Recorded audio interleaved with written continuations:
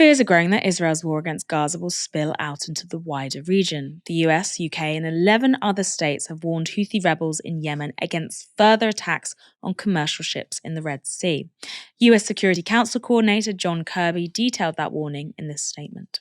As the President has made clear, the United States does not seek conflict with any nation or actor in the Middle East, nor do we want to see the war between Israel and Hamas widen in the region.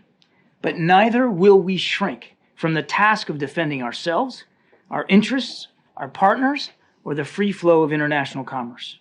That's why, earlier today, we released a joint statement alongside 11 countries condemning Houthi attacks on commercial vessels in the Red Sea, one of the world's most critical waterways, and reiterating that these attacks must cease immediately. And just after we released that statement, Singapore came on board. So now there's 13 nations that have signed up to that statement. As we've made clear, these actions directly threaten freedom of navigation and global trade, and they put innocent lives at risk. This joint statement demonstrates the resolve of global partners against these unlawful attacks and underlines our commitment to holding malign actors accountable for their actions. The Iran-backed Houthi rebels in Yemen have declared support for Gaza following Israel's relentless bombardment of the territory and the Palestinians within it since October.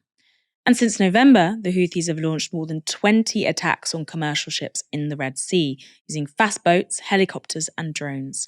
Some have been hijacked.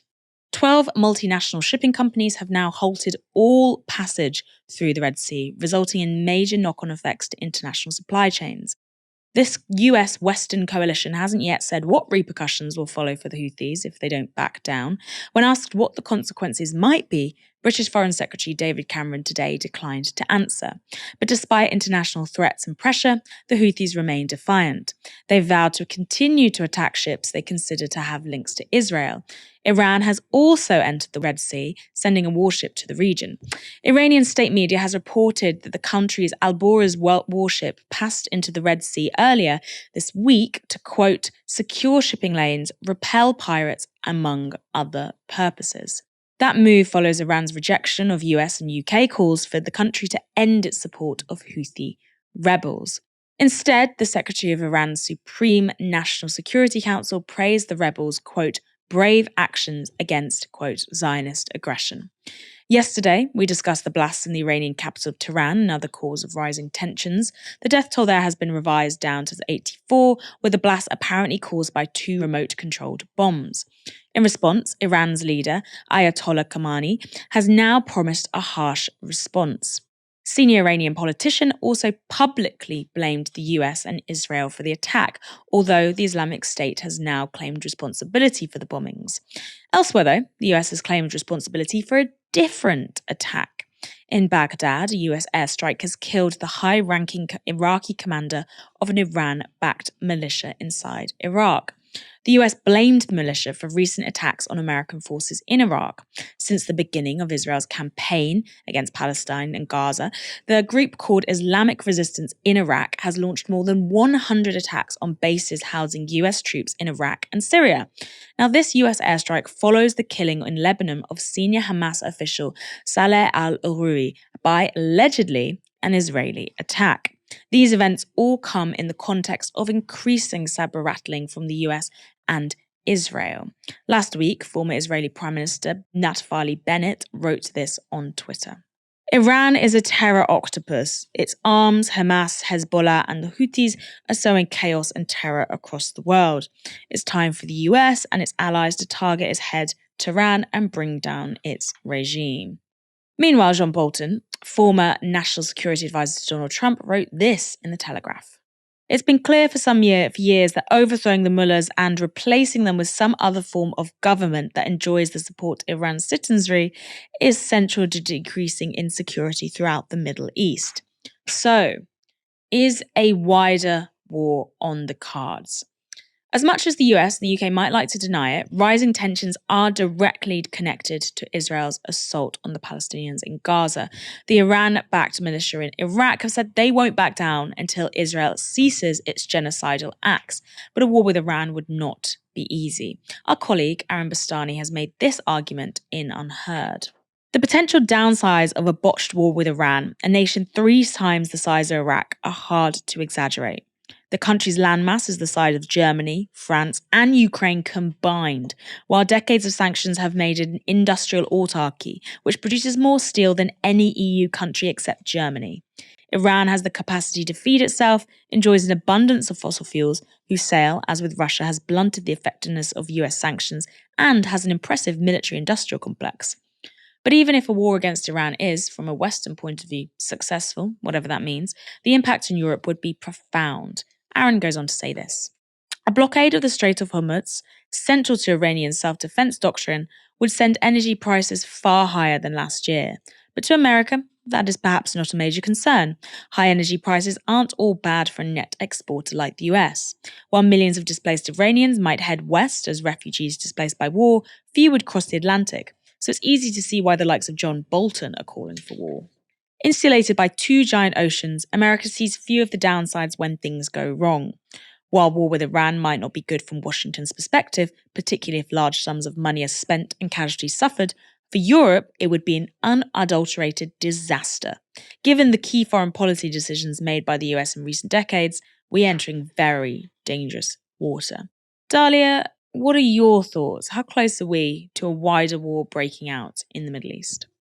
I mean, I think it is certainly on the cards, and look, there has been a very unsustainable situation in the region for a very long time. We know that the way in which these global powers are choosing to fight one another is through these kind of, the whole situation is held together by this very tenuous and fragile idea of like proxy wars and shadow wars, and this idea that you can have kind of boundaries of acceptable escalation where, wars are fought and conflict is unfolds along the lines of, for example, very specific military targets, and that there are certain red lines, and those red lines have been crossed now, as they are almost inevitably, as was inevitably going to happen.